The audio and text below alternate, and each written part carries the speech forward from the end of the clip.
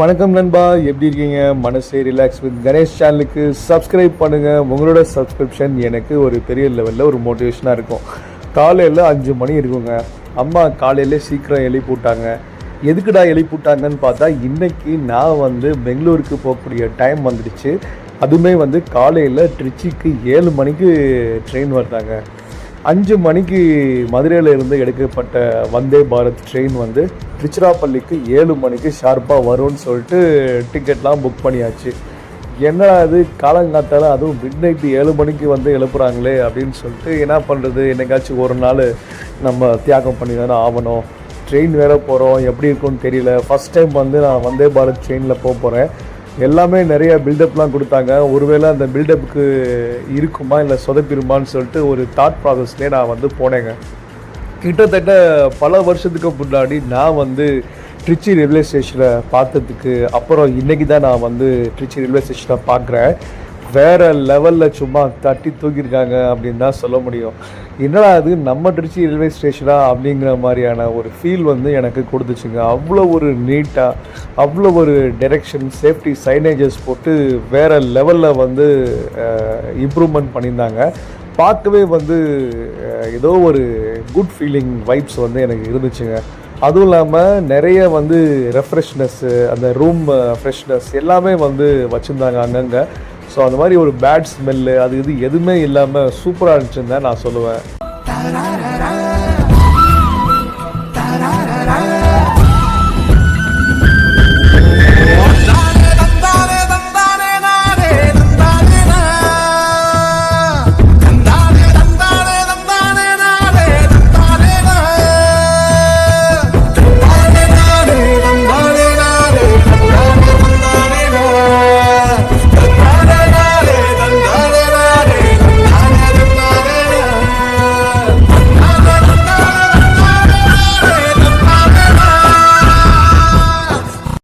கரெக்டாக 7 மணிக்கு வந்துச்சுங்க நம்ம தங்குறத மாதிரி வந்தே பாரத். பார்க்கவே சும்மா பிரம்மாண்டமாக இருந்துச்சு.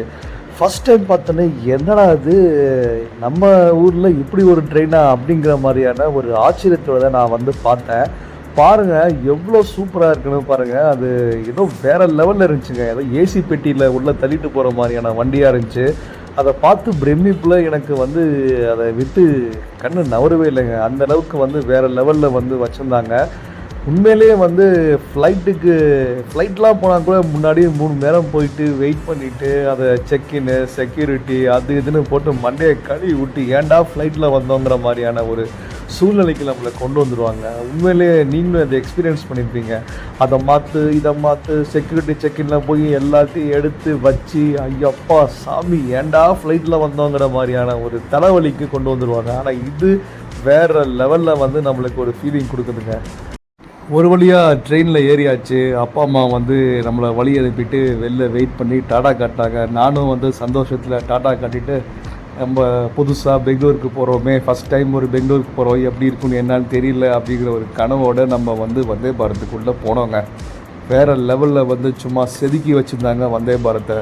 அப்படியே ஒரு ஏசி இருக்கிற ஒரு கோச்சில் அது ப்ராப்பராக சேஃப்டி சைனேஜஸ் போட்டு அந்த டிவியில் அடுத்து எந்தெந்த ஸ்டேஷன் வருது, என்னென்ன எவ்வளோ கிலோமீட்டர்ஸ் நம்ம ட்ராவல் பண்ண போகிறோம், எவ்வளோ ஸ்பீடில் நம்ம போக போகிறோம் அப்படிங்கிற கம்ப்ளீட் இன்ஃபர்மேஷன் இருந்துச்சு. நம்ம பெட்டியை தூக்கி லக்கேஜை வைக்கிறதுக்கு ரொம்ப சௌரியமான ஒரு ஸ்பேஷியஸான லக்கேஜ் ஷெல்ஃபுமே இருந்துச்சுங்க. எல்லாமே பார்த்திங்கன்னா இந்த ஃப்ளைட்டையும் இந்த ட்ரெயினையும் கம்பேர் பண்ணும்போது எனக்கு என்னை பொறுத்த வரைக்கும் 5 மடங்கு வந்தே பாரத் ட்ரெயின் எவ்வளவோ பெட்டர் அப்படின்னு தான் எனக்கு தோணுச்சுங்க. அவ்வளோ சூப்பராக இருந்துச்சு. சீட்டுமே ரொம்பவே கம்ஃபர்டபுளாக காம்பேக்டாக நீங்கள் கொடுக்க மாதிரி பின்னாடி ஸ்லைட் பண்ணிக்கலாம், இல்லை காலை எக்ஸ்டெண்ட் பண்ணிக்கலாம். உங்களுக்கு தேவையான அளவுக்கு அட்ஜஸ்ட் பண்ணி எல்லாமே வேறு லெவலில் தான் நீங்கள் இருக்குங்க. அது மட்டும் இல்லாமல் சார்ஜிங் பாயிண்ட்டுமே இருக்குது. கீழே நீங்கள் சார்ஜ் போட்டுக்கலாம், சார்ஜ் போட்டு பண்ணிக்கலாம். என்ன வேணாலும் நீங்கள் படம் பார்த்தாலுமே உங்களுக்கு சார்ஜ் தீர நீங்கள் சார்ஜ் போட்டுகிட்டே நீங்கள் வந்துட்டுருக்கலாங்க. ட்ரெயின் ஒரு வேலையாக நம்ம திருச்சியிலேருந்து கிளம்பிடுச்சு. I don't ever slow up, no I don't take shit. I got no love for the fakeness. If you wanna play tough and wanna hate this, I'll always show up. I don't never slow up, no I don't take shit. I got no love for the fakeness. If you wanna play tough and wanna hate this, I'll always show up and make a statement. I don't ever slow up, no I don't take shit. I got no love for the fakeness. If you wanna play tough and wanna hate this, I'll always show up and make a statement. Everything I do so instinctive and so passionate. Every word I move so descriptive like an adjective. சொல்லலாம்னு சொல்லிட்டு அந்த இடம் தாங்க ரொம்ப முக்கியம். நம்ம bathroom facility வந்து எப்படி இருக்குது அப்படிங்கிறது தான் ரொம்ப முக்கியம். அதான் வந்து நிறையா பேர் யூஸ் பண்ணுவாங்க ரயில்வேஸில் வந்து. ஸோ அதை வந்து நம்ம எப்படி இருக்குன்னு பார்ப்போம்னு சொல்லிட்டு போனால் அதுவே வந்து என்னடா அது இப்படி செஞ்சு வச்சுருக்காங்களேங்கிற மாதிரியான கணக்கில் தான் இருந்துச்சுங்க. ஏதோ ஒரு ஹோட்டல் ரூமில் போய் நம்ம ரெஸ்ட் ரூம் யூஸ் பண்ணுற மாதிரியான ஃபெசிலிட்டிஸ் மாதிரி தான் இருந்துச்சு. அதுவுமே ரொம்பவே வந்து நல்லா இருந்துச்சுங்க, நீட்டாக இருந்துச்சு.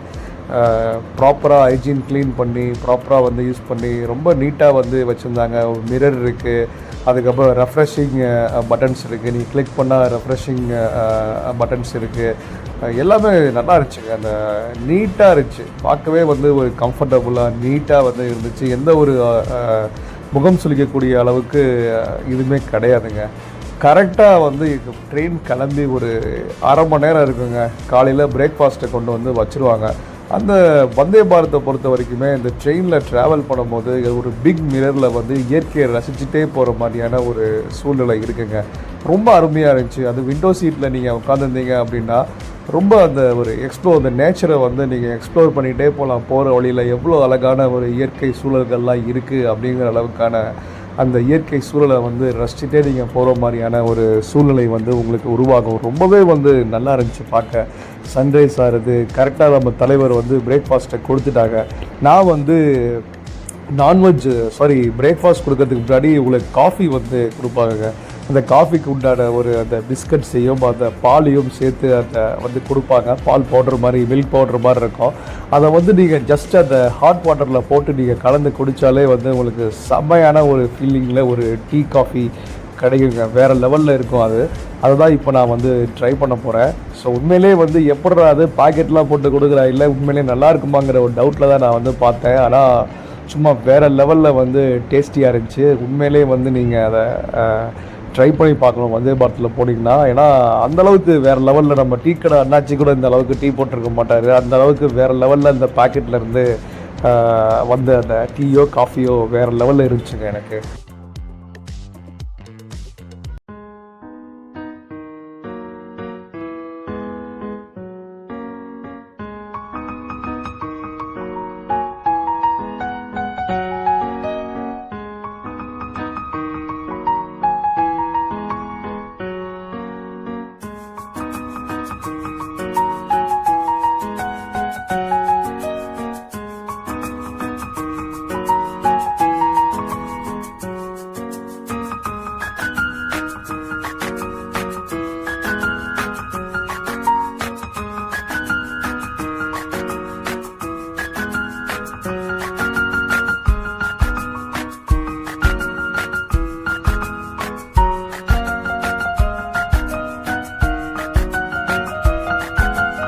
நான் வந்து பிரேக்ஃபாஸ்ட்டுக்கு நான்வெஜ் ஆர்டர் பண்ணியிருந்தேங்க.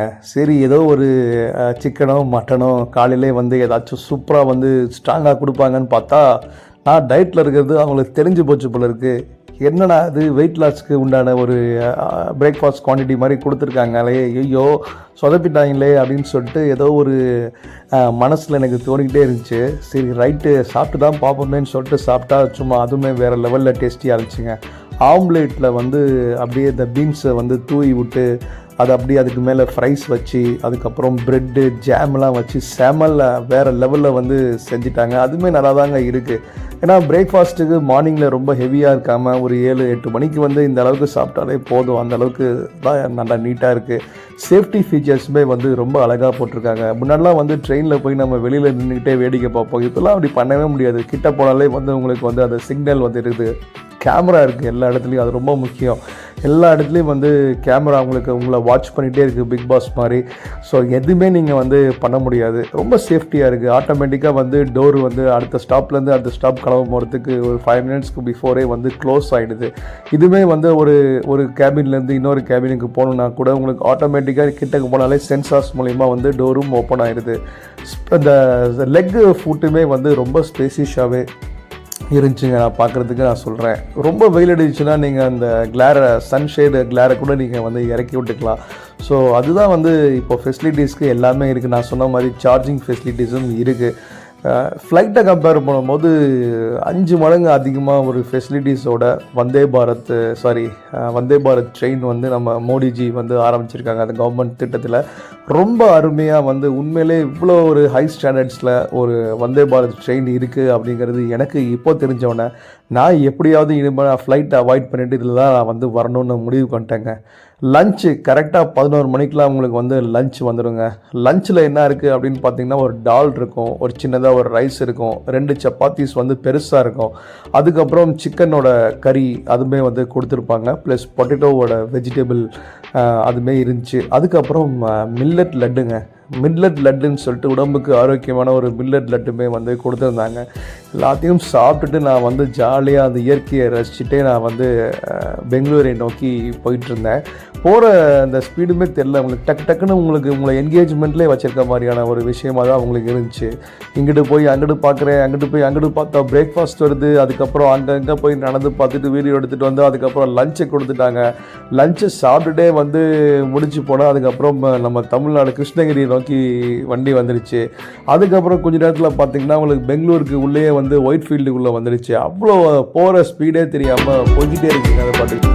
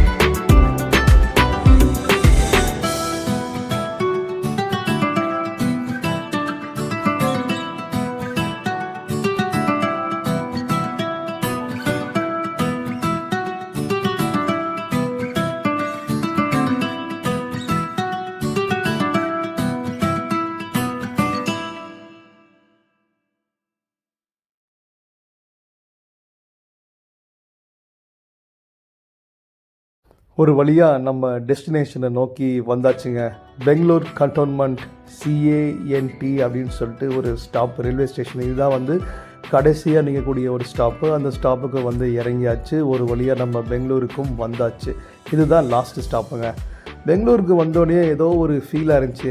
ரயில்வே ஸ்டேஷனை பார்த்து இடம் போட்டுறாதீங்க. ஏன்னா ரயில்வே ஸ்டேஷன் வந்து கொஞ்சம் ஒரு மாதிரியான ஒரு நிலைமையில தான் இருக்கும். உள்ளே வந்தாச்சு. இதை பார்த்து நீங்கள் இடம் போட்டுறாதீங்க, சிட்டி அவ்வளோதான்னு சொல்லிட்டு. ஆனால் சிட்டிக்குள்ளே போனால் நிறைய விஷயம் இருக்குது. ஏன்னா பெங்களூரில் வந்து ஓல்டு பெங்களூர், நியூ பெங்களூர்னு பிரிச்சிருக்காங்க. ஓல்டு பெங்களூரு கொஞ்சம் இப்படி தான் நம்ம சைடு. சிட்டிக்குள்ளே போனால் தான் ரியல் பெங்களூர்னா என்ன அப்படிங்கிறத தெரியும். மக்கள் கூட்டம், மக்கள் க்ரௌட்லாம் கலந்து வேறு லெவலில் வந்து மிக்சட் கல்ச்சராக தான் இருக்குங்க நம்ம பெங்களூரு.